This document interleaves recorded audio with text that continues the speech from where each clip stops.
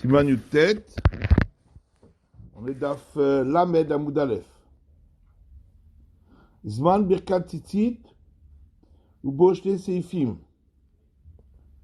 Donc, à quel moment on dit la bracha pour les tzitzit? Il y a deux paragraphes. Allez, tzitzit chovat gavrav, velo chovat mana. Tzitzit, c'est une obligation pour l'homme, pas pour le vêtement. On a vu le Mishabura qui disait que quand on dit chovat gavra, c'est les kula. Ça veut dire, chez Kolzman, chez Eno Lovesh Atalit, patou mitzitzit. Tant qu'il ne met pas le talit, il n'a pas l'obligation de mettre les tzitzit. On est au Siman Yutet.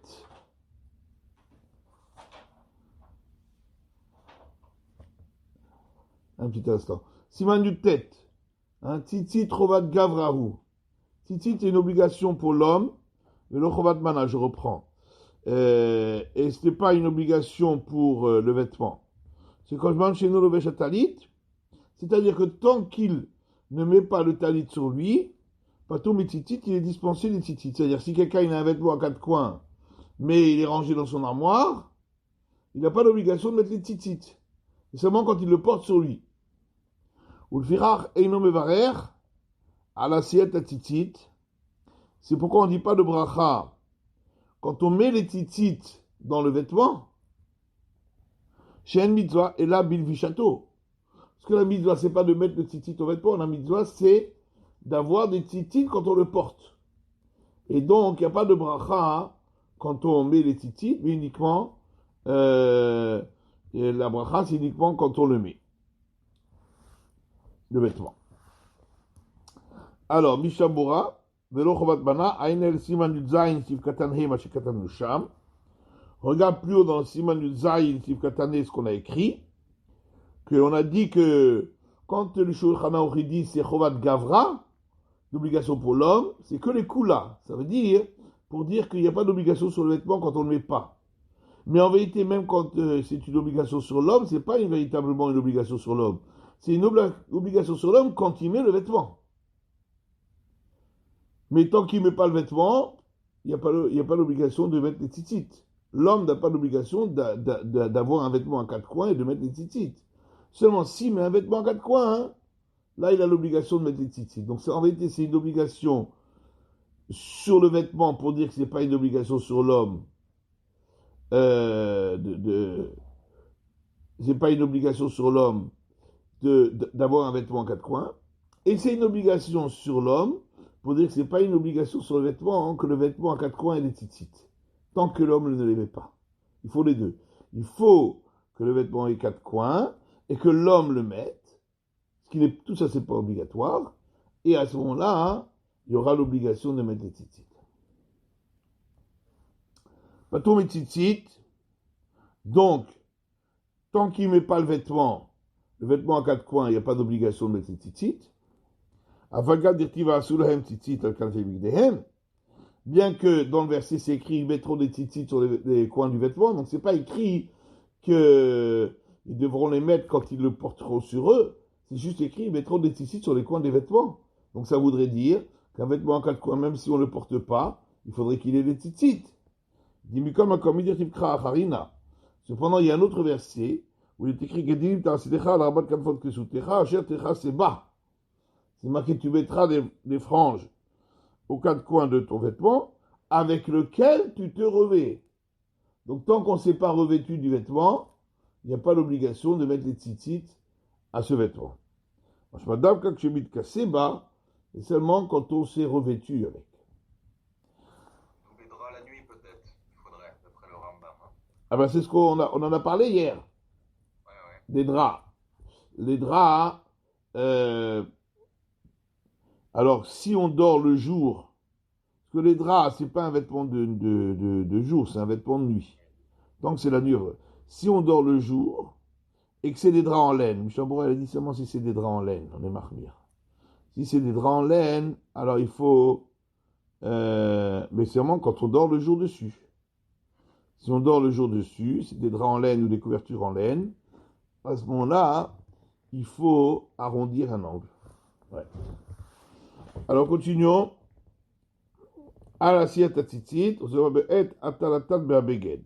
pas de bracha quand on met les tzitzit, c'est-à-dire quand on les met dans le vêtement. Et la raka que chez mitatef, bon, me va les tatef.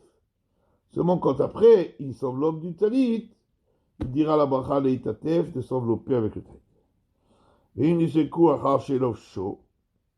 S'il a mis le talit, et ensuite, les tzitzit se sont coupés, et donc, il était pas saoul. Ça y est, les fauchetos. Il faudra l'enlever. La sonne botitit, remettre des tzitzit, ou le varer que j'ai causé à Mélocho. Et là, on a l'obligation de refaire la bracha.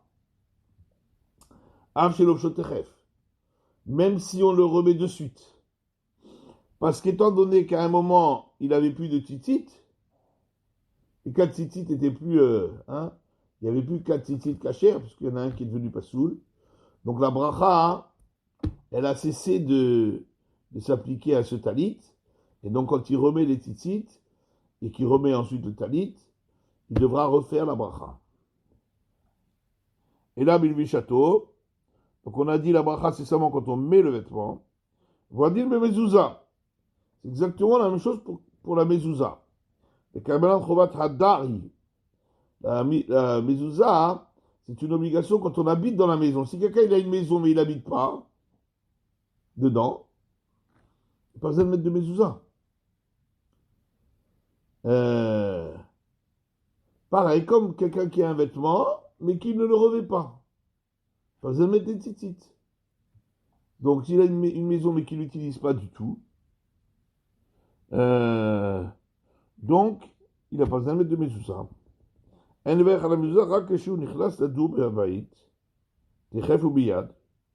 mitzvah, ce sera seulement lorsqu'il viendra rentrer dans la maison pour y habiter. Et là, s'il est propriétaire, il a l'obligation immédiatement de mettre la mezouza et de faire la bracha. La zubamash d'ouvrir les tifa, exactement, ça ressemble à celui qui met le vêtement. Là, il a l'obligation de mettre les tzitzit et de dire la bracha. Au Keshekvar d'Arba, ou s'il habitait déjà, et qu'il n'a pas encore mis de mezouza, il a l'obligation de mettre la mezouza. Alors, ça y bête. Asat talit et tachichin. S'il a fait un vêtement à 4 coins, mais en tant que linceul, aval bishelosho lifamim bechayav, pas tout. Il l'a préparé pour être un linceul le jour où il va mourir. Mais entre-temps, des fois, il le met. Il est quand même pas tout parce qu'il est destiné pour après la mort. Or, le mort, il n'a plus la mitzvah. Pas tout. Achonim masqué. Les achonim ont conclu. Les davka les da'atarosh, des poter les el besiman traite, que sous tabuchan il a affilu beyom. Que ça, c'est seulement d'après l'opinion du Roche, qu'on a vu dans le siman du traite, qui disait qu'un vêtement destiné à la nuit, si on le met le jour, on n'est pas tour. Parce que la destination du vêtement n'est pas pour être mis pour un moment où on a la mitzvah. Alors c'est pareil, s'il est destiné pour après la mort, même si on le met dans sa vie, on n'est pas tour. Ici aussi, le vêtement mortuaire ressemble au vêtement de nuit. Puisque le mort est dépourvu de mitzvot, d'obligation des mitzvot. Avaledat Rambam. Par contre, d'après le Rambam, le Mechayev Kesutlaïla Beyom, qui lui dit qu'un vêtement de nuit, quand on le met le jour, on a l'obligation de mettre des tzitzit. Gambeze Chayav. Ici aussi, il sera Chayav. Alors, qu'à dirait que le Shulchan Aruch, ici, il a été posé comme le roche. Mais, la halakha, nous, on est marvir des deux côtés. Et comme le roche, et comme le Rambam, les Khumra, sans bracha. Et Fira le Didan. Et donc, pour nous, qui tenons compte également de la chita du Rambam, il y a un sebo tzitzit velo yivarech. Si il met ce vêtement parfois durant sa vie, il doit y mettre des tzitzit, mais il ne dira pas de bracha, puisque c'est une machloket, est-ce qu'il y a l'obligation des tzitzit ou pas. Mocher begadim. Pour le mettre, vous voulez dire, pour le niftar. Non, pas pour le niftar, pour le vivant. S'il a fait un vêtement pour après la mort, mais des fois il le met pendant sa vie, quand il les met pendant sa vie, ils doivent mettre les tzitzit, mais il ne dit pas de bracha dessus. Parce que c'est une machloket entre le roche et le Rambam. D'après le roche, il n'est pas tour, et d'après le Rambam, il est chayav. Exactement comme un vêtement de nuit qu'on mettrait dans la journée. Moché abegadim. Ceux qui vendent des vêtements, chez l'ofshim, on mechamnim la rot la koni midatan, qui des fois mettent le vêtement pour montrer comment il leur va bien, pour montrer comment il est le vêtement, pour montrer au client, alors ils mettent le vêtement. Pétourim, ils ne sont pas tout, parce qu'ils ne le mettent pas pour s'en revêtir, ils le mettent juste pour montrer comment il est. Or, c'est marqué Achat Chaseba. Il faut mettre le vêtement en tant que vêtement. Là, il ne le met pas en tant que vêtement pour se revêtir, juste pour montrer comment il est.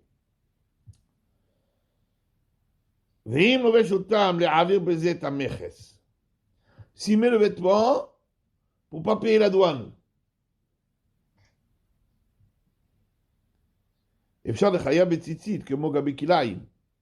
Là, il le met quand même en tant que vêtement.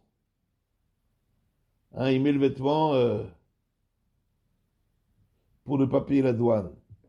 Pour ne pas qu'on voit que c'est un vêtement qu'il vient d'acheter. Donc, il le met quand même en tant que vêtement. Il veut montrer que c'est son vêtement. Même si c'est juste pour ne pas payer la douane, mais c'est quand même, il veut montrer que c'est un vêtement. Et donc, c'est possible qu'il ait chayav des tzitzit, comme on voit pour les kilaïm, que si c'est un vêtement de chatnez, il n'a pas le droit. C'est interdit. Parce que ça s'appelle qu'il le revêt en tant que vêtement. Alors, Saïf Siman Kaf. Dîner les kicha ou mechirat talit. Dîner concernant acheter et vendre un talit. Alors, qu'un talit betsuitet d'Israël, celui qui achète un talit avec les tzitzit d'un juif. O mitagar eno yehudi, ou d'un marchand non juif. Veomer chez le Kachal Israël, et le marchand a dit qu'il les a achetés d'un juif. Neyman, il est cru, et donc kasher, le vêtement est kasher, on considérera, parce qu'il y a toujours le problème, est-ce que les tzitzit, est-ce que ces fils-là, ils ont été faits l'ishma?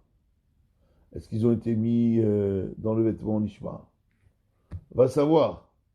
Alors, si on achète d'un juif, on parle d'un juif pratiquant, quoi. Alors on considère que sûrement que ça a été fait comme il faut. Et même d'un non-juif, si c'est un commerçant, on considère que s'il dit qu'il l'a acheté d'un juif qui pratique, on le croit. Pourquoi? Les kevan de Tagahu, parce qu'étant donné que c'est un marchand, Chazaka chez la Kharbi Israël.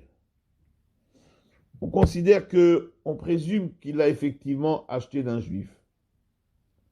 De la mara nafché. Parce qu'il ne veut pas perdre crédit.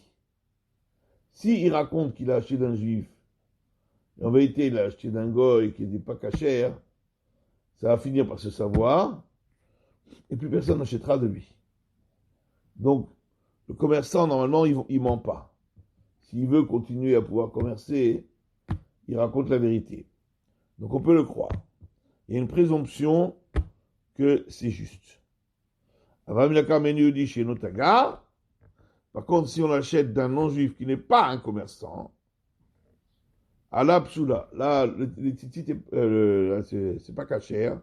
On sait que c'est pas cachère parce que il peut très bien lui avoir menti et ça n'a pas du tout été acheté d'un juif, mais d'un non-juif et que ça n'a pas été mis du tout pour les tzitzit. Ça n'a pas été fait les shem tzitzit non plus.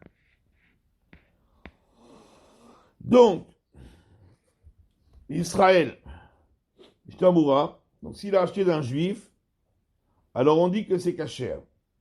Filou en makiroto shu kasher veneman,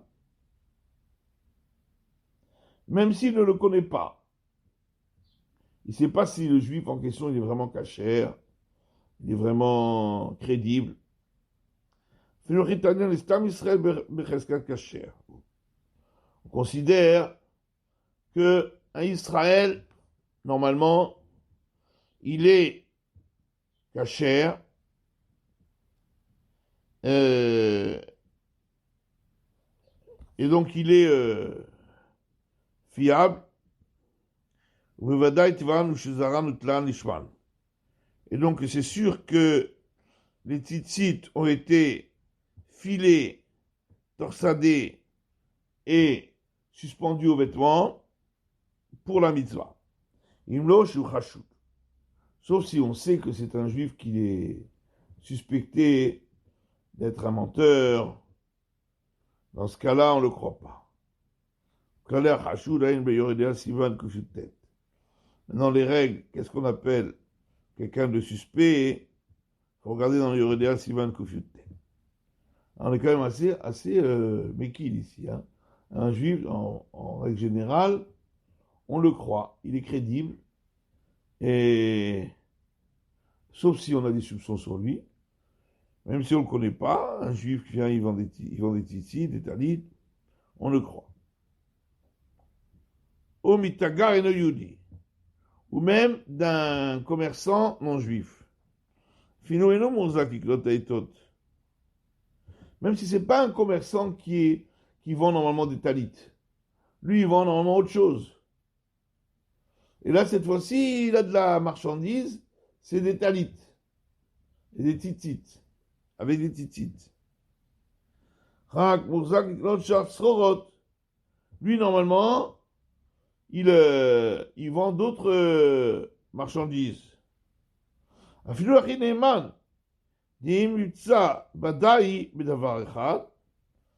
le croit quand même, parce que si on trouve qu'il a menti sur quelque chose, on ne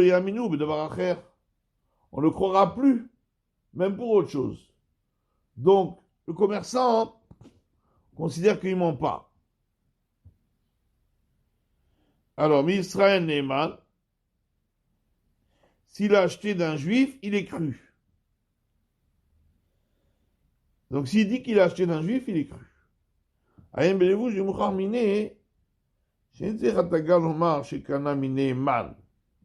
Si tu peux dire de deux manières ce Rama. Tu peux dire, Veomer chez la crâne Israël Neyman, il a dit qu'il l'a acheté d'un juif crédible. Ou bien tu peux dire, et après on dit kasher, hein, la fin de la phrase c'est kasher, il est cru. Ou bien tu peux dire, Veomer chez la crâne Israël, s'il a dit qu'il a acheté d'un juif, virgule, Neyman, il est cru. Tu peux lire de deux manières cette phrase dans le Rama. Et donc, est-ce qu'il faut qu'il dise qu'il a acheté d'un juif qui est crédible, ou bien hein, il faut qu'il dise qu'il a acheté d'un juif, simplement. Alors, ça dépend comment on lit la phrase ici. Alors, regarde dans le Levouche, il ressort de ces paroles, n'a pas besoin, le vendeur, de dire qu'il a acheté d'un tel juif, et on sait que ce juif-là, il est crédible. Puisque on a dit que tout juif, s'il n'y a pas de suspicion sur lui, il est cru. Comme Israël chez Canam Israël, exactement comme un juif qui achète d'un autre juif, On a dit qu'on peut le croire. C'est comme ça qu'il ressort des autres acharonim. Des gamma Rama à Soverken. Et peut-être que le Rama aussi il est d'accord. Mais Devan Neyman, quand le Rama a dit, Vomer chez la crâne Misraël Neyman,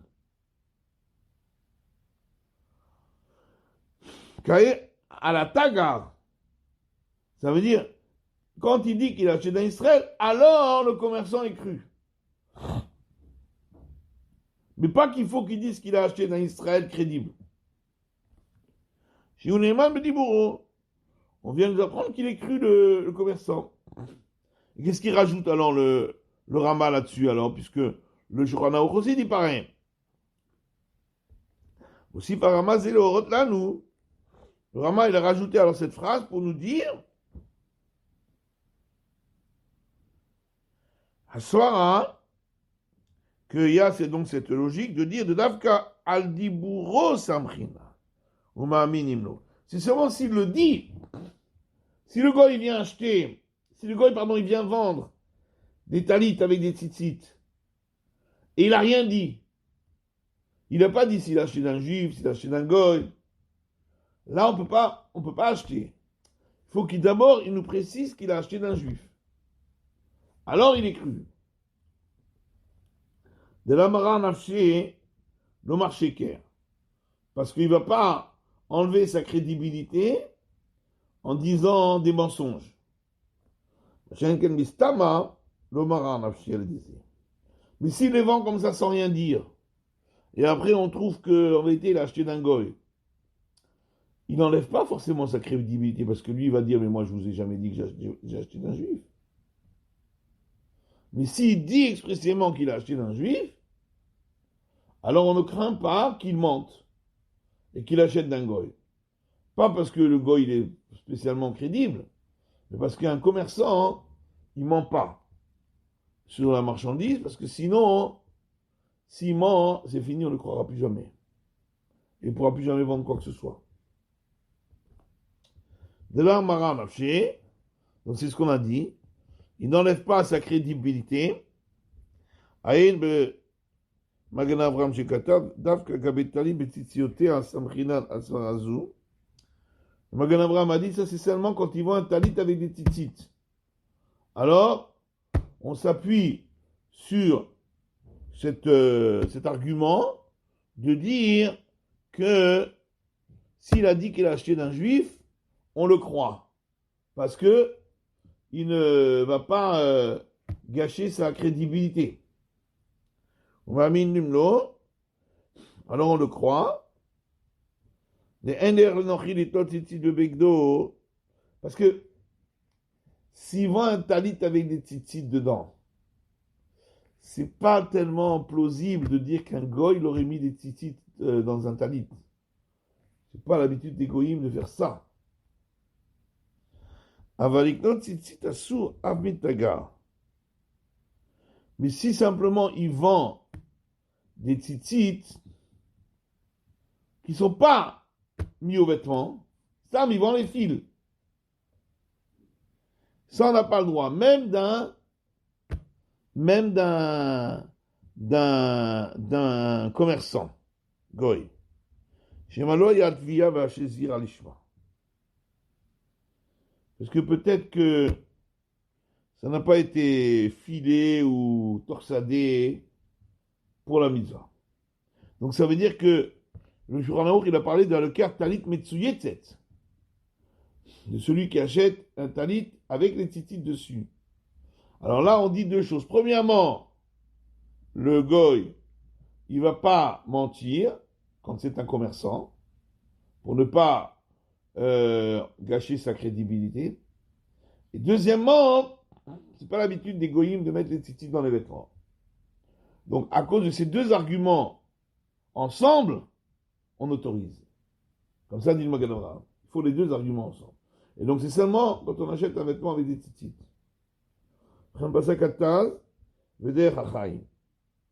Et comme ça, le Taz et les Chachaim, eux aussi, ils ont décrété. Mais il y a des Mekinim. qui disent que dans tous les cas, si c'est un commerçant qui vend, même s'il vend que les tzitzit qui ne sont pas attachés aux vêtements, on le croit. Parce que on se suffit de cet argument de dire qu'il ne va pas mentir pour ne pas gâcher sa crédibilité. Va'il Barsot Chaim, ובשעות יעקב שהסכימו דרך להעסיק התגר ולקנות ציצית מישראל ולמכור מותר התגר, מתגר. Par contre, en fin de compte, quelle est la conclusion? Puisqu'il y en a qui disent que oui, il y en a qui disent que non. Alors, Barsot Chaim et Shot Yaakov disent que si c'est un commerçant qui vend son commerce à lui, c'est de vendre des titites. C'est pas Stam, une fois, il a eu une marchandise. Quelqu'un qui est vendeur de titites. Là, effectivement, on peut s'appuyer sur le vendeur, même quand il vend des titites seul. Mais si c'est pas son habitude de vendre ça, juste c'est un vendeur, c'est un commerçant, mais normalement il ne vend pas des titites, alors là on ne peut le croire que si c'est un talit avec des titites. Là on sera plus parmi. Alors, Psoula,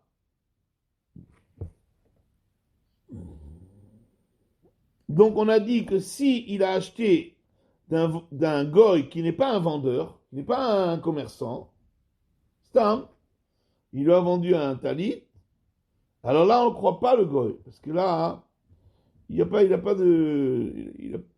c'est pas grave s'il perd sa crédibilité, de toute façon c'est pas un vendeur, c'est pas un marchand, c'est pas un commerçant. C'est peut-être lui qui a mis les tzitzit sur le vêtement.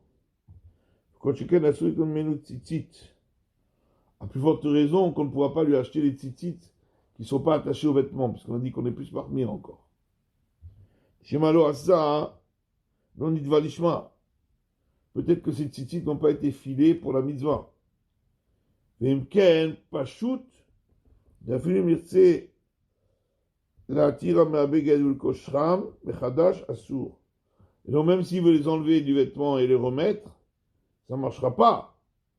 Parce que c'est pas seulement le problème qu'il aurait mis les vêtements, les tzitzit sur le vêtement chez l'olishma. Peut-être, bichlal, le tzitzit, il n'a pas été filé l'ishma, ou il n'a pas été torsadé l'ishma. Et donc, c'est pour ça que il ne peut rien en faire. Alors, Saïf, bête. Ein mochim. Non, on n'a pas terminé. Excusez-moi. On n'a pas terminé le Mishabura. Il reste encore une ligne. Matzah talit metsuyet set beshuk kasher. S'il trouve un talit avec des tzitzit dans la rue, a priori il est kasher. On ne va pas dire que c'est un goy qui. A priori un talit avec des tzitzit, il a été fait l'ishma.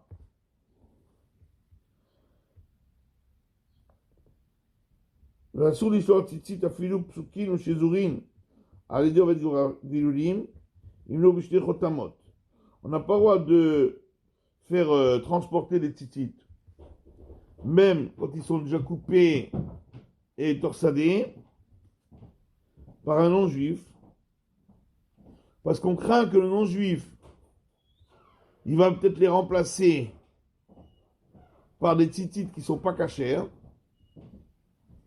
sauf si le tzitzit lui-même, il était fermé avec deux fermetures. On craint que sinon, peut-être qu'après, il va les remplacer par du non caché. Alors, bête. En mochin talit mitsuyetzet lovet kochavim. Dans le Shulchan Aruch. On ne vend pas un talit avec des tzitzit à un non-juif. Shema itlavim Israël bederer veyargenu. On craint que le non-juif idolâtre, il va mettre des tzitzit, il va se faire prendre pour un juif. Après, il va se promener avec un juif dans le chemin, il va le tuer. Afilou, le mashken ou la afkit talit mitsuyetzet lovet kochavim asur. On n'a même pas le droit de lui laisser en gage ou de le laisser pour qu'il le garde. Un talit avec des tzitzit chez un non-juif. Parce que c'est un vêtement de juif. Après, on craint qu'après, il va se déguiser en juif et il va faire du tort aux juifs. Il a un ken, le fichara, de l'école mechacha. Sauf si c'est vraiment pour vraiment un temps très court. Dans ce cas-là, on ne craint pas. Mais si c'est pour un temps un peu plus long, pour une journée, ou le fichara, ça veut dire moins qu'une journée. Fichara, c'est pour 1 heure ou 2, pour un temps très court. Dans ce cas-là, on permet. Alors, M. Boura, l'oved kochavim, afilu imu tagar, même si c'est un commerçant, des gamou chashud al shvichot damim, puisque lui aussi, il est suspecté de pouvoir un jour assassiner, ou Gilui Arayot, comme on va voir après, il y a aussi un problème de Gilui Arayot, problème de mœurs.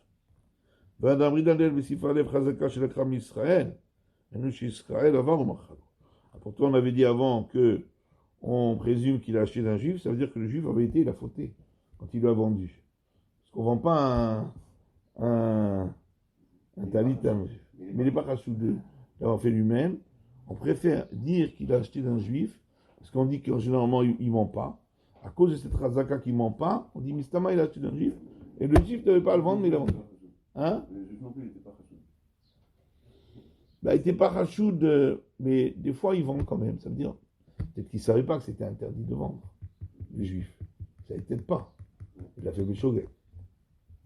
Shema Itlavé. Il y a encore une deuxième explication dans la Gemara, pourquoi on ne peut pas vendre à un non-juif. Une zona. À cause d'une zona, d'une femme de mauvaise vie.